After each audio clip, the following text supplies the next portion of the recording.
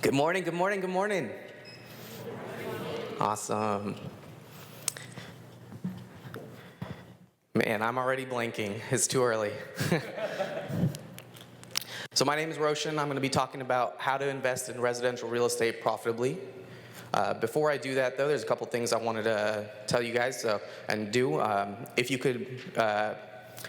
have your evaluator worksheet, the one where all of our panelists, the names, and the 5, 4, 3, 2, 1, if you could take that out and a pen. And while you guys are doing that, I just want to say that I'm so grateful to be here. So thank you for having me. And it's honestly an honor because all these panelists have been really exceptional, and to be included in a group of colleagues that are, pioneers in their field is really wonderful. And it's such an honor. And on that note, I want to kind of say, and they don't know this, but I want to say, can we get a round of applause for our sponsors?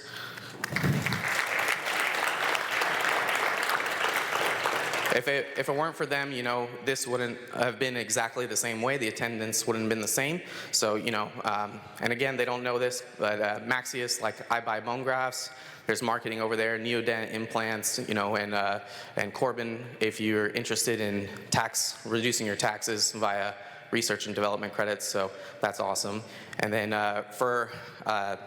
just want to say thank you guys for coming. I know yesterday was a bit of a long day. I don't think I've done a 10-hour lecture in a while. So can we get a round of applause for you guys for showing up for day 2? Thank you. And then lastly, I just want to say, can we get the biggest round of applause for Dr. Nathan and his team, because without them, none of us would be here.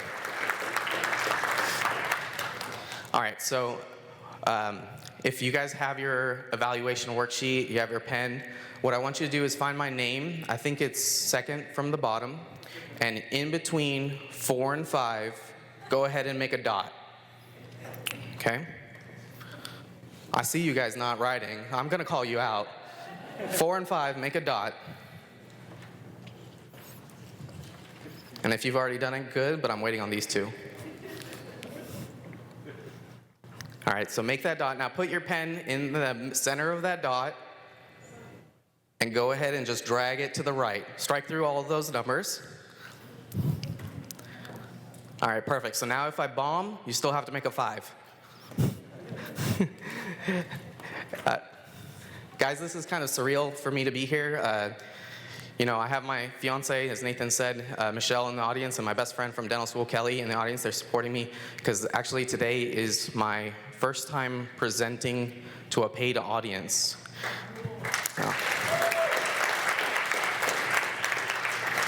Wasn't a clapping moment, wasn't intended, but I'll take it. Thank you. All right, guys, so raise your hand if you think finances are a big part of your life. Awesome, that's everyone. So keep your hands up. I know everyone just put their hands up. Keep your hands up.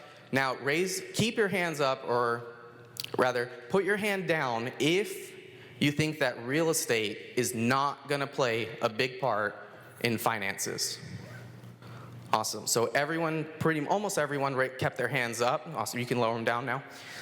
So that means that hopefully this presentation will be engaging for you, it'll be interesting for you. For the few of you that put your hands down when I said that, I'm sorry, you still have to put number 5 on the evaluation, so not my rules. I don't know if you have to talk to PACE or ADA or who you have to complain to. All right, so who's ready to talk about real estate? All right. So how to invest in residential real estate profitably. So today's presentation, brief intro, 4 ways that you can make money in residential real estate, how to find a deal, a step-by-step example of analyzing a deal, reverse engineering your goals, start with the end goal in mind, bringing it back, how we're gonna do that, and a bonus. So if any of you are in the position where you wanna be able to set your kids down this path of real estate, how can they start? Or if you're kind of like me, where you're a newer dentist, how can you start to get your feet wet in real estate? So I don't know why kind of came up like that. All right, so who am I? Like I said, my name is Roshan Kalra. I graduated Nova in Fort Lauderdale in 2017. I currently live in Oklahoma City. There I opened and own a Scratch Start Comfort Dental in October of 2017. We started with 2 doctors, and now we have 4, so I'm pretty pleased with the growth. I'm actively and intentionally working towards the life I want through the techniques I'll talk about in this presentation. And I'm estimating about 3 years until retirement. So Nathan talked about that, and I'll talk a little bit more about that. I own approximately 50 units. Not all of those are 100%. It's about half and half. I own half 100% and half 50-50 with a partner. And so this presentation will be really numbers oriented. I always hate when I get presentations that are very fluff. Right? So this is going to be really numbers oriented. There's going to be real life examples, numbers that I have. I'm going to show you things that I don't think any presenter I've ever seen or heard of has shown you. And it's been done reliably and repeatedly. Now, of course, in this housing market, it's a little different, right? It's a lot harder. But these examples are true examples. They have happened. They have happened within this year as well as last year. So you can still do it. It's not as easy as it used to be, but you can still do it. And including the no money down real estate. So people ask me all the time, how'd you get to 50 rental units? I started investing about 3 years ago. The no money down real estate method is the key to growing your business or growing your rental portfolio quickly. So where did I learn? That is also another question I always get asked. Biggerpockets.com, that's huge. It's a free online forum. They also have books. There's 2 books by Brandon Turner. One of them is by Brandon Turner, one of them is by Brandon and Heather, his wife Turner. And the names, I always kind of blank out. I call them the blue and yellow book, but the names are the book on rental property investing and the book on managing rental properties. And then lastly, mentors.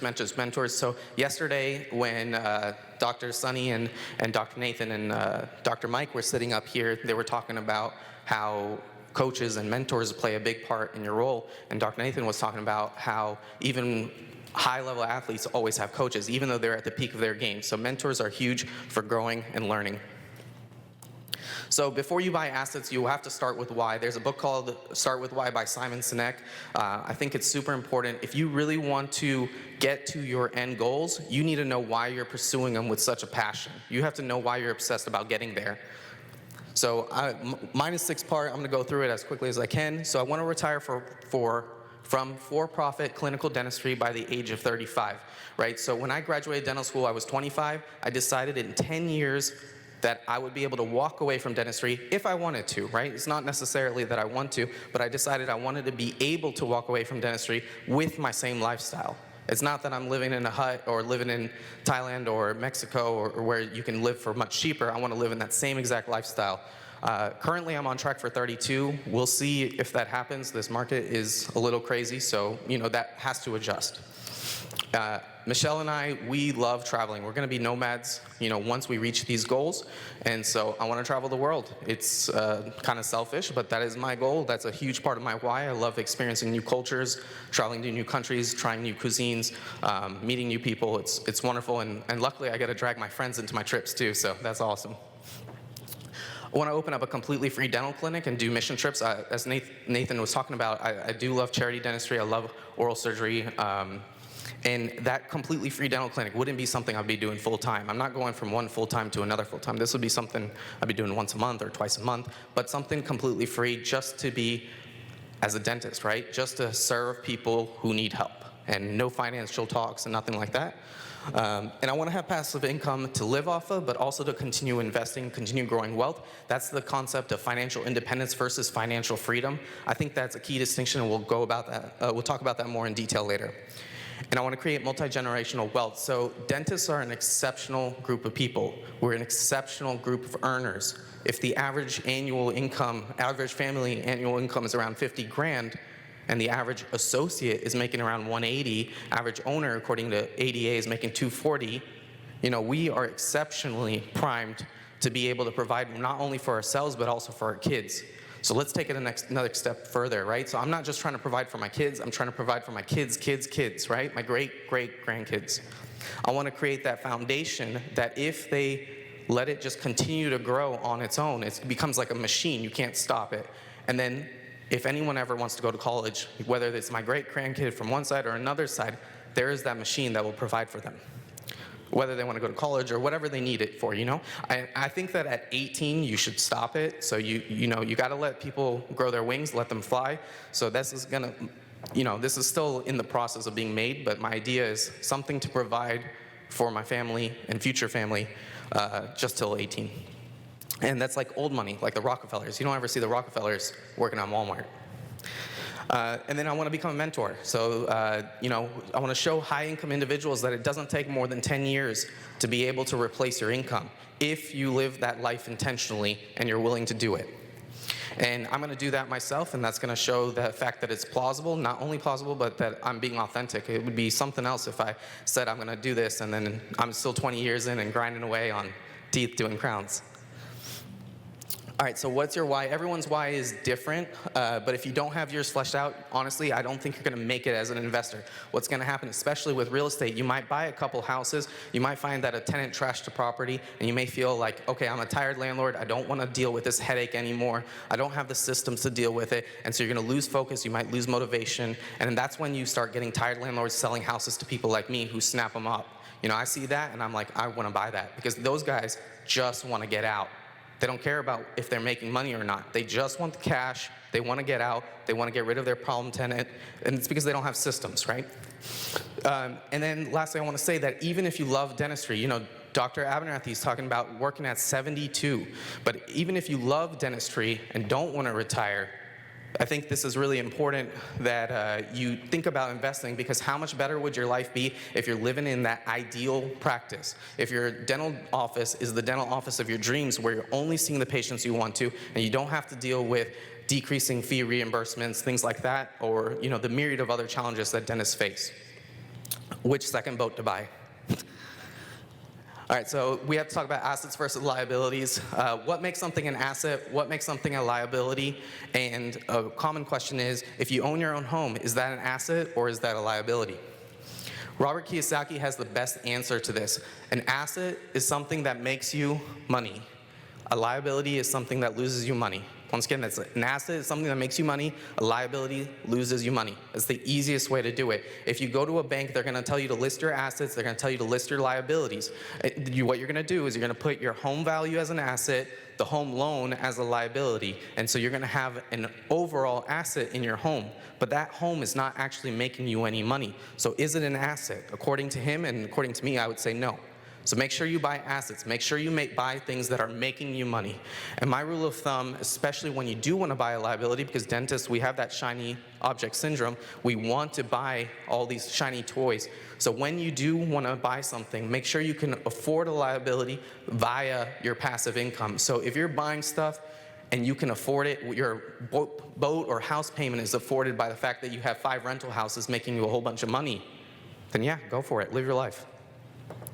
So real estate versus stock market or other investments, really mostly stock market. The advantage of real estate, tangible, it's leverage. So you're putting 0 to 20% down and you're getting 100% of your cash returns. Cash flow pays monthly. Appreciation, so this is something interesting. Even if you don't sell the house, you can borrow against the value of the increased or inflated value of the house. And tax write-offs or depreciation. Of course, the US government is really favorable for tax laws with homeowners. The disadvantages are that it's a big commitment. It's a decades-long strategy. There's no short-term winning. There's no short-term trading like there is stocks. It's more hands-on, right? With stocks, you just push a button. With real estate, you have to be managing it. Even if you have a property manager, you have to manage the property manager, right? And then higher cost of entry. The stocks, of course, you can buy for a super low amount of money. Real estate, tens of thousands, hundreds of thousands of dollars. And comparing stock returns to real estate, I see this done wrong a lot, so I wanted to make a slide about it. With stocks, generally, here's how it's done, right? You have your stock, and goes up in value. The percent that it goes up in value year over year is your percentage return. Some stocks have a dividend. You can include that into your return, and that's how you figure out what your net gain was. With real estate, there are 4 ways to make money. There's cash flow, there's mortgage pay down, appreciation, and depreciation. And we'll go into more of all of those later on. All 4 of them together combine to form something called an IRR, which is an internal rate of return. The internal rate of return is actually the way you compare any class of investment. You can actually compare that to stocks, you can compare that to apartments, anything you want to do. My yearly internal rate of return actually averages between 40 and 50%. That's part of the reason why I was able to grow so quickly, right? And I can't figure out a way to do that reliably in stocks, otherwise I would be. Stocks are a lot easier. So 4 ways to make money: cash flow, mortgage paydown, appreciation, and depreciation. Cash flow. Here's an example. Rent is 100. You have your principal, interest, taxes, and insurance. That's called PITI. Principal, interest, taxes, and insurance, right? That's, let's say, 500. Now, here is where most people go wrong. They calculate that, they calculate their rent, and then they think the rest is their money. And to an extent, that's true, but that's not how successful real estate investors build their business. They're going to put away some money for future vacancy, for repairs, and property management. Even if you only own a couple of houses, you're still going to put money away to property management, because this topic is how to do real estate investing profitably, right? If you're doing it profitably, you're going to keep on doing it. You're going to keep on putting money. You're going to keep on scaling. So you got to be putting money towards property management, because at a point, you will get too big to want to do it yourself. So cash flow is $250 a month in this example. There's 2 kinds of repairs. There's a maintenance repair. This is the one that people always get scared of, the 1 a.m. toilet clog, roof leak. To that, I just say, that's my property manager's job. I don't really care about that. And it's inexpensive but frequent. Then the other ones are capital expenditures, also known as CapEx. These are the ones that are new sewer lines, new roofs, your HVAC, your AC system, or if you have something happen and you have to replace all the flooring, tenant destroys the house. These are CapEx. These are expensive, but they're infrequent. All right, so mortgage pay down, this is an easy thing. So let's say you bought a $100,000 house. That means you put $20,000 down, $80,000 is banknote. I'm gonna start moving quickly because I only have 30 minutes left and I have a lot more slides. All right, so when you bought the house, you owed $80,000 to the bank. 5 years later, let's say, again, just an example, let's say you owe $60,000. That means you made $20,000 net worth over 6 years. Do you actually have that money? No. But you will be able to capitalize on that money. You will be able to transfer it from paper money on paper to actual paper money. All right, so that is mortgage paydown. Now appreciation, a little weird how it came up, but let's see.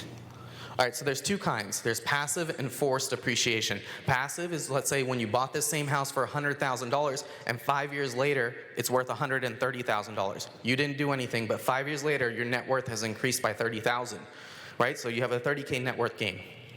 This can go up and down. If you bought in 2008, you got screwed by this, right? Because it went down. It did not appreciate. It had negative appreciation. And negative appreciation is different than depreciation. That's an important thing to note. And this is how people in California invest, right? They buy something for $1 million, and 2 years later, they want to sell it for 1.3. The problem is it's very speculative, because 2 years later, you might be able to only sell it for 800, and then you're screwed. You're 200 down in the hole. So you don't ever want to depend on this or even factor it into your calculations. Now, on the other hand, I love forced appreciation. Let me see. So let's say you buy a house for $50,000, you put in $30,000. And again, these are easy numbers, not realistic, of course, in Dallas, but easy numbers. Let's say you buy a house for $50,000, you use $30,000 to fix up the house, and now it's worth $100,000. That is, you have forced an appreciation of $20,000. And a lot of people ask me, why is this house not worth $80,000? The easiest way I figured out to make an analogy is if you have a broken car and a working engine, but they're separate, and you try to buy those, it's going to be cheaper than if you buy that same car with the working engine in the car, right? So a fixed product, a finished product, is going to be worth more than the individual parts. All right, so depreciation. Depreciation is a tax strategy used by the wealthiest people in the nation, and if you're an owner dentist, which I know a lot of you are, you should be using it in your own personal taxes. And it's only counted on the structural value. So every property you buy has a land value as well as a structural value. So this is important. This is something your CPA is going to do, but I'm going to just tell you about it. So here's another example. You bought a house for $300,000. We're going to make these numbers easy. There's a $25,000 lot value and a $275,000 structural value. The IRS allows you to deduct the IRS allows you to deduct the structural value over 27 and a half years. So what does that mean? 275 divided by 27.5. Every year you're deducting $10,000 as a paper loss, regardless of whether you actually had a loss. So if your income was $100,000, now your income is $90,000. It doesn't mean that you paid $10,000 less on taxes. It means that you paid less taxes on your tax liability of that $10,000. So if your tax liability was 25%, what you didn't pay was the $2,500 that you would have paid in taxes. So over time, with depreciation, people get a little worried about that because what happens is if you sell, you have to recapture it. So is this something that you should be worried about? If, let's say at the time of selling, it's been 20 years, and you have to now recapture $100,000 in depreciation. Whatever your income is, you have to add $100,000 to it. So you don't owe the government $100,000. Once again, you owe the tax liability. So if you're in a 30% bracket at this effective rate, 30%, you'll actually owe $30,000. So should you be scared of this? Absolutely not. Why? Because if you have a property that you sold recently after buying it, you haven't had much chance to capture much depreciation. If you buy a property and then you sell it 20 years down the road, chances are it might be worth twice as much. If you have a $300,000 property and you sell it 20 years down the road for $600,000, $30,000 tax liability is not going to really affect you. Even if it was at a 50% effective tax rate, so $50,000, you're still double the value on the property. It's really not going to affect you that much. And it's 20 years down the road, $50,000 is not going to be worth nearly as much. All right, so depreciation. Now, Warren Buffett always says that when he buys investments, he buys it with the intent of never selling it. So if you buy a house with the intent of never selling it, you never have to pay the depreciated taxes back. You just die, right? And so if you never sell, here's the cool thing. The estate planners, and I'm not one, so talk to your estate planner, but many of them will say that you can put your assets in an irrevocable living trust, and that's going to allow it to pass from you to your kids for very little tax liability. All right, so here's something no one's going to really show you. Here is my actual 2018 tax return.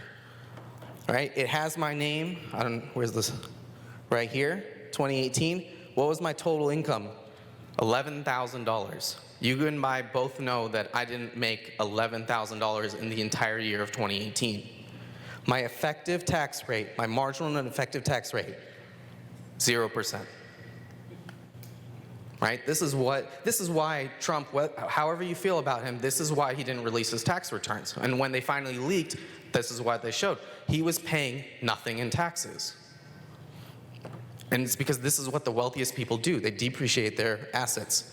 And then what they do is they'll take a $200,000 property and make it and sell it and buy a $500,000 property using this method, the 1031 exchange. Then the $500,000 property, they sell it and buy a $1 million property, and they will never pay the taxes that they depreciated or the tax liability on the depreciated amount. So what a 1031 exchange is, you're selling a like investment and you're buying a like investment. So you're going from real estate to real estate. You cannot go from real estate to stocks. You can't go real estate to crypto. It has to be a like investment. So more accurately, you're rolling over those taxes, and I'll get into that in a second. So here's some examples. And here's why it's not the easiest thing to do. 1031 exchange has a couple of different issues with it. Not that they can't be overcome, because the wealthiest people do this, but you have a 90-day period in which you have to buy another property.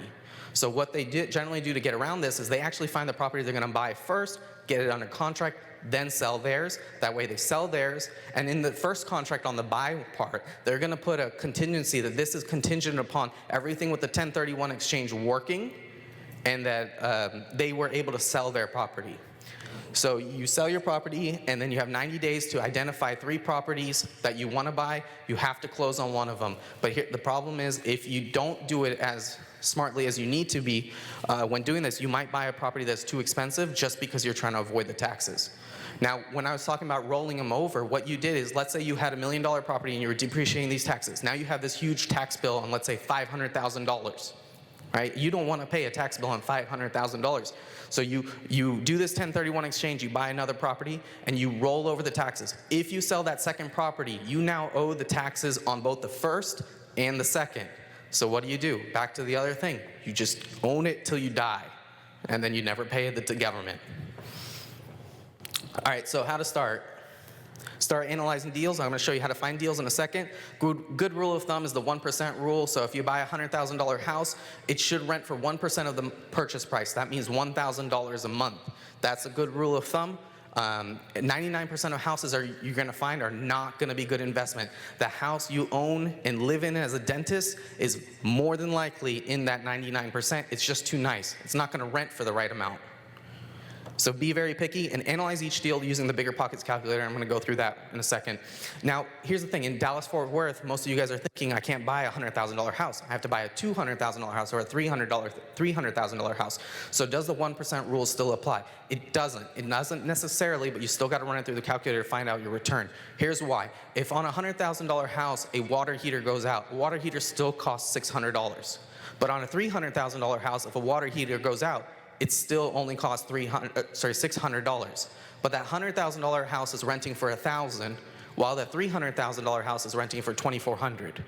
So that $600 for that water heater is 60% of a monthly cash for a $100,000 house, but it's only 25% of the monthly cash for a $300,000 home. So even though you may not be hitting that 1% rule, you can still be profitable if your rent to price ratio is the right amount. And something you'll learn if you invest a lot is that you make your money when you buy, not when you sell. If you buy right, you'll make money. No matter whether it goes up or down, you'll make money. But if you buy wrong, no matter what happens, you won't make money until you wait long enough that the value of the loan is pennies compared to the new value of the property.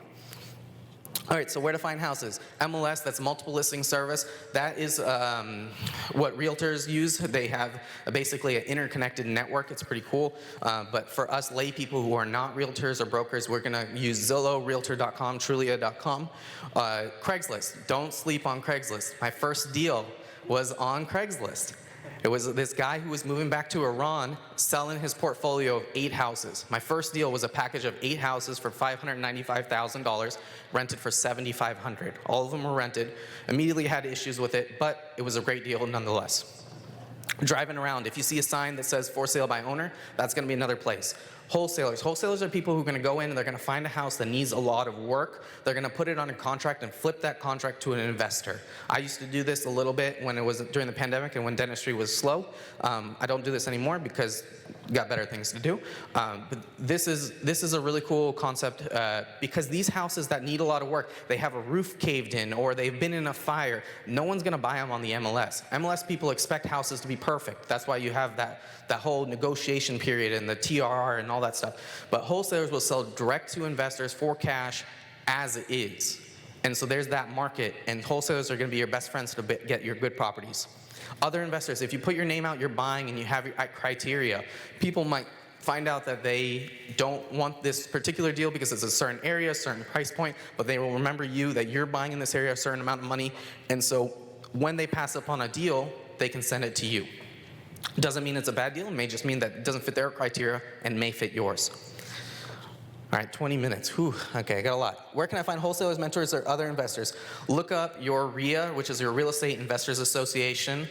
This is like your major meeting of the minds of real estate minds in your local community. You can download the Meetup app and you can see where non-RIA meetings are. Lately, I don't even use this. I just use Facebook. Facebook is the #1 source for wholesalers, as well as I find deals, or I find wholesalers to match up with and get on their email system so that they just send me their deals automatically. And then I can, see all sorts of things, meet all sorts of people through these Facebook groups. So how can you get a mentor? Because we were talking about how it helps you grow so much. So you'll learn faster and quicker having a mentor than on your own. It's worth the effort to find one. So if you're at one of these meetings, you find someone who's an investor and you want to kind of get them to help you out, right? First off, follow up. I'm fortunate enough that, I get a lot of messages asking me for advice, and then I give advice and crickets. They don't follow up. So the next time when they, message me and it's a year later and they're asking for advice, am I gonna give them a great response? I'll do the best, but if I'm rushed, It's just, you have to reciprocate, right? You have to provide value. And so some mentors are going to ask for money. Some mentors are going to not ask for money, but they will benefit if you do something for them. So provide value. Run their Home Depot runs. Tell them, ask them, what do you like least in your life? Let me do it for you. I guarantee you're going to get more exposure with that person, and they're going to be like more time. They're going to tell you more secrets. How do I determine rent? That's another great question. So a realtor, someone sends you a lead, and you want to see if you want to buy it. You want to see if it's a deal at this price point. So how do you determine rent? There's a couple tools: Rentometer, Zillow, Craigslist, and local real estate agents or property managers. I'm running out of time, so I'm going to go quick. All right, so Rentometer, awesome website. You put in the address, bedroom, baths. You're going to get an idea, and you're going to get, average, medium, 25th percentile, 75th percentile. So you're going to kind of get an idea of, am I too high, am I too low? Zillow rental estimates. Now, here's the key about this. If it's a property on the market, MLS listed, this gets artificially inflated by Zillow. Do not listen to it. But if it's through a wholesaler and you look up the address on Zillow, I find it to be very accurate. So what you do if it's listed on the MLS and you want to find the actual rent, you go through Zillow and you just click on the house next to it. It's not being sold. And then you just look at that rental estimate. Craigslist. Craigslist actually, weirdly enough, I'm harping on it because for a reason. It's the most intricate system, the best system to find rents and filter things out. You can filter by location. You can actually draw a circle and be like, I just want to find these rental houses. So you're going to do it as if you are renting, and you're going to put in the information as if it is your house, right? And so you're going to find what the neighboring areas are renting for, and you can find out a good idea of it. And they have pictures, so you can compare those pictures to your house pictures and see if if it matches up. All right, and then local not wholesalers, local realtors, local property managers, that's another option. So a lot of times I'm worried about the next recession. What do? So rents during the recession were less affected than home values. It's a key distinction, right? Because a home value will continue to go down, but that lease still continues. That rent doesn't drop. And even if it did drop, let's say the lease ended and it drops less than the home value will, right? Because what happens to the renter pool will affect your rents and kind of give it a little bit of a buffer. So in a recession, it causes more people to rent because they can no longer afford their house, or they couldn't afford their house and now they're even worse off.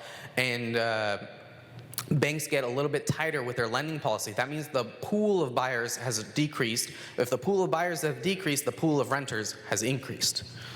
So rentals seem to be recession-proof, and it's a big if, right? The people that I mentor they tell me they made their most money during the recessions. And it's a big if you buy good cash-flowing deals. In a good economy, people are still terrible with their money. They still charge their credit card. They still don't have $500 to their name. So there's lots of renters. In a bad economy, the renter pool increases. When you have more renters and the same supply of rental houses, what happens to rents? They go up. And so people have 3 needs for survival: food, water, and shelter. Food has incredibly low margins. I don't even know how you invest in water, so shelter is what's left. So invest in something that is needed. So rentals are investing in something everyone needs. All right, so the government has stopped rental payments. Here's another one, the rent moratorium. This is an issue, right? Well, this finally ended. Thankfully, I'm super happy about that. The Supreme Court finally just overturned the decision, the verdict, saying that the CDC does not have the authority to stop rent payments. This just happened recently. There are also strategies to weatherproof your portfolio. Approximately 40% of my portfolio is Section 8. That means government-assisted houses, right? So are low-income tenants worse than free market tenants? How many of you guys have a patient that come in and said, oh my God, I'm never gonna get a root canal. I hate root canals, they're the worst. Like, everyone's dealt with that, yes? Yeah? So what has happened is one bad experience has over-exaggerated the response to root canals. So people who have had bad experience with Section 8 tenants have over-exaggerated how bad or how bad they think it is. So over the course of having 60 units, I've sold 10. I've actually found that my Section 8 tenants damage the house and cause less damage than free market renters. And in some cases, I actually get more rent from Section 8 than I do from the free market. Insane. And like, I mean, I'll call the government daddy. I don't mind. All right, so this kind of portfolio allows me to profit no matter what kind of government system is in place, right? So if it's liberal, Section 8 payments are going to expand. They're going to increase. If it's conservative, my tax benefits are going to increase. I'm hedging my bets no matter which way it goes. I don't care who's in power. I'm still going to be making money. So the action step is become a member on biggerpockets.com. And then just run one deal. You can run a couple deals for free. If you want to, you can buy the membership. If you're going to buy a $200,000 to $300,000 house, buy the $400 membership. Run the calculator as many times as you like. It doesn't make sense to buy a $200,000, $300,000 house and make a mistake because you didn't buy a $400 membership. Don't step over dollars to save pennies. All right, so here's the thing. I found a house for $83,000. It needs $1,000 to work, and it will rent for $1,000. Is this a good deal? Immediately passes the 1% rule, but is this a good deal? How many of you saw $83,000 and immediately thought, I can't find a house for $83,000? Anyone? Everyone who lives in Dallas, right? So use multiples of these numbers. If you're in California, add a zero, $830,000. Okay? It doesn't matter what the numbers are, just know how to analyze the deal so that you can find out if you're buying something right or not. So this actually, the interface changed recently, but the main idea is still the same. There's four different little pages. The first page, you're gonna make a report title, your address, your property taxes. If you don't know how to find your property taxes, that's where a mentor comes in handy. If you don't have a mentor, you can go to your county assessor. They're going to be able to tell you what your last year's property taxes are. Or you can ask your realtor to find that out for you. Get the information. The second page is the purchase info. So your purchase price is $83,000. We have, let's say, $2,000 on closing costs. That's pretty accurate. It usually runs $2,000 to $3,000 for me for this kind of property. Whatever your numbers are, go ahead and change them for that. And if you don't know that, you ask the title company, hey, what's my closing cost going to be? Or ask the realtor, hey, what's my closing cost going to be? Now, one thing to keep in mind with these closing costs, if you get escrow closing costs, that is not part of it. Escrow means they're prepaid taxes or prepaid insurance. That is not part of your actual closing costs, even though they technically call it as part of your closing costs. That actually gets, because down here, you're going to be talking about your insurance costs or your tax costs, and so you can't double include it. All right, and then estimated repair cost was $1,000. Loan details. If you're buying enough houses, you're going to be buying them in a commercial loan, in an LLC. You're not necessarily going to be buying them in your name because you can only buy 10 houses in your name. So 20% down, a little bit higher interest rate because you're buying it as a commercial LLC, and how many years to buy it, and so all that good stuff, right? How much is your rent? How much is your monthly insurance? This is the third page. Do you have HOA fees? What your monthly insurance? If you don't know your insurance, you can ask your insurance agent or you can ask your realtor to estimate that for you. And then here's kind of a key part, right? Because you have your PITI, your PITI, principal, interest, taxes, and insurance that you have to take out of your cash flow, but then you also have to add in expenses, variable expenses. I changed these numbers a little bit since I made this PowerPoint. It's 5% vacancy that I use, 7.5% repairs, 7.5% CapEx, and 8% property management. So that means after PITI gets taken out, I then take 28%, not of what's remaining, 28% of the total rent that came in for these expenses, right? This is how you do it profitably, because when you analyze it, you figured out that I'm buying a deal or I'm not, I'm buying a dud. All right, so we have our nice little report that comes up. The main numbers here, your monthly cash flow and your cash on cash return. So if your cash on cash return, these are good numbers, how much cash you needed for this deal. Now you can analyze this and then you can compare it to an apartment complex and you'd be like, am I making more money off this property per door on this one house or this apartment complex? All right, so here's the basic rule of thumb. 12% cash on cash is a good return. In my area, $100,000 houses are plentiful, so $200 a month is good. But if you buy a $200,000 house or a $300,000 house, multiply that by 200. So if $200,000 house, you should be getting $400, $300,000, $600. And again, you should be getting that much money because your rents have increased. And even though they've increased and maybe less than the 1% rule, your costs, your 5, 7.5, 7.5, and 8 might be lower, because you don't need to save up 7.5% for repairs if your rents are $3,000 a month. It's just, you're saving too much. You're being too conservative then. All right, so I was going to talk about this, financial independence versus financial freedom. I think this is a key distinction. So what is financial independence? It means your passive income covers all your bills that you have coming in. And biggest question I get is, how do I figure out my bills? Easiest way, get all your credit card statements for the last 12 years. Get all your bank statements for all the last 12 months. Whew, don't do it 12 years, 12 months. Get your credit card statements, your bank statements, any way you can track your expenses for 12 months. Add up all your expenses and divide it by 12. Don't just do 1 month. It could be a high month, it could be a low month. You want an average number, right? So when you find out that number, then you can divide it by 12 and you can find out a monthly number that you have to get financial independence. For me, this is $15,000.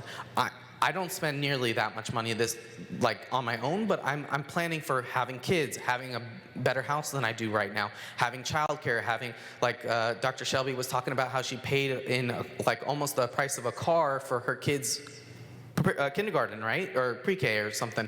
So I think this is a pretty accurate number. Financial freedom is now different, because financial freedom is your financial independence number, plus then you add in how much do you want to be investing every year, right? This is important because we just in the last 2 years digitally created $5 trillion. 25%, almost 25% of all the dollars in existence were created in the last 2 years. This country was founded in 1776, 250 years, if I'm doing my math right, about 250 years ago, and 25% of the dollars were created in the last 2 years. This doesn't take, neuroscience. If we have more supply, the value of that dollar is going to go lower. That's inflation, right? So you have to be saving money to invest, to combat inflation, to combat your financial independence number going up, to combat the fact that you're making all this money and now you have a higher standard of living. So if you can invest $15,000 a month or $180,000 a year, year one, you've invested $180,000. But since you invested that, year two, now you have $190,000 to invest. Year 5, you might have $235. Year 10, $300. Anyone who's invested for a long time understands this concept. It's the snowball method. You've invested and it keeps growing. And you invest it and keep growing. You keep pulling it back in, keep putting it back in, and it keeps growing. And this is gonna allow you, once you hit financial freedom, you never lose it. If you hit financial independence and you don't keep increasing your assets, you can lose it because the expenses go up. So my financial freedom number, again, I told you I was going to be really brutally honest with you guys. I showed you my tax return. My number is $30,000. I don't need nearly that much money right now, but I'm planning for the future, right? I don't want to be caught flat-footed and have to cut another crown when I don't want to. All right, so this changes throughout your life. So reverse engineer your goals. Let's find out how many houses you need. A house may profit $200 a month in my area, or $400 in yours, $600 in, wherever. It doesn't really matter. But the idea is knowing how to do this. So this is wrong. This should say 15 and 15, right? Or sorry, 15 and 30. So $200 a month per unit to get $15,000 a month, 75 units. $200 a month per unit to get $30,000 a month, 150 units. This sounds crazy, but it's really truly not. If I'm not been investing for very long, 3 years, and I have 50 doors, I haven't done anything that's reinvented the wheel. I've read books and I've followed people who are smarter than I am. That's it. And I worked hard. I worked 40 hours in my office, and then I was working 40 hours in real estate. So don't get me wrong, it's not easy, but it's simple. But it's not easy. Does that make sense? Because you have to work hard, but it's simple. You just keep buying houses. That's it. All right, so Jim Rohn says, average consistent plans are better than great plans that are inconsistent. So once you start buying houses, This is again tying back to starting with your why. Don't lose focus, don't lose motivation. You have to keep going. I have 50 houses. By some people's definition, I'd be considered rich, or it could be considered, I don't need to work anymore. And by, for some people, I'm earning enough income that I don't need to work anymore. But if I stop, I'm not gonna have an average consistent plan. And so I need that to continue going. So don't get complacent. All right, so this is important, the BRRRR strategy, the no money down real estate. This is one of the absolute best ways to grow your real estate portfolio. Now, if you're Mike Abernathy and producing $7 million a year, and if he's at 50% overhead, all of us can do math, that means he's taking home 3.5 before he pays taxes. If he's doing depreciation, which I'm sure he is, he might be keeping a lot more than you think of that, right? So he doesn't need to do this method, because this is more for people who have more time than money, because you're going to be spending a lot of time fixing up houses. But if you're a newer dentist or you don't have the capital, this is the best way to grow your method, grow your rental portfolio, because it's repeatable endlessly. So this is what it stands for, and don't worry about this. It's going to be on the next slide. But buy, rehab, rent, refinance, repeat. Buy, rehab, rent, refinance, repeat. Buy. So typically the buy portion is in cash, doesn't have to be though. So again, the same numbers that we were using because it was easy. Buy a house for $50,000 that's worth $100,000 when it's fixed up. Okay. Now some of you are going to be thinking, I don't have $80,000 in cash, right? Okay, but you have a group of dentists here that may have a lot of money and may loan you at 10%. Okay, keep that in mind. Or 12%, whatever, it doesn't matter. But you have more resources than you think. You have to not limit your mind. You have to expand what you think is possible. Even if you don't have the cash, you have access to the cash as the dentist. I promise you do. All right, so rehab the house and fix everything needed for $300. Again, if you're Cali or Dallas-Fort Worth, just add a zero. You can buy a $500,000 house that's worth $1 million when it's fixed up if you put $300,000 in rehab. I promise you that exists. All right, so rent. The easy method is get a rockstar property manager who's going to do it for you. Follow the recommendations of people you trust, or post in one of your local real estate groups. The harder method. All right, here we go. A harder method is doing it yourself. If you have less properties, you might want to try to do it yourself, and so you might try to do this way.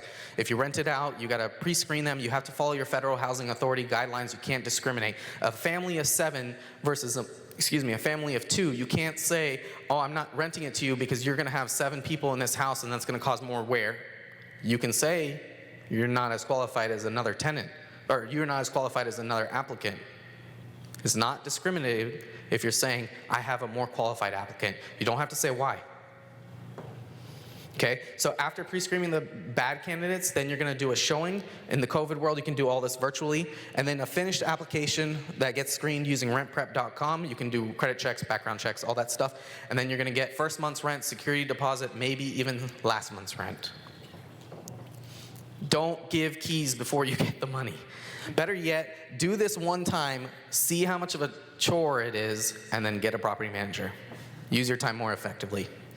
Refinance, so banks loan on LTV. You have this house that you bought for $50, put in $30, rented it for $1,000 a month because it's worth $100,000, so it rents for $1,000, even though you're in it $80,000, so it automatically has beaten the 1% rule. It's at 1.25, and so most banks will do 80% LTV. In our example, you can refinance all $80,000 out. So you bought this house, you're in it for $80, it's worth $100, the bank comes back and appraises it for $100, and they say, okay, we're gonna give you $80,000.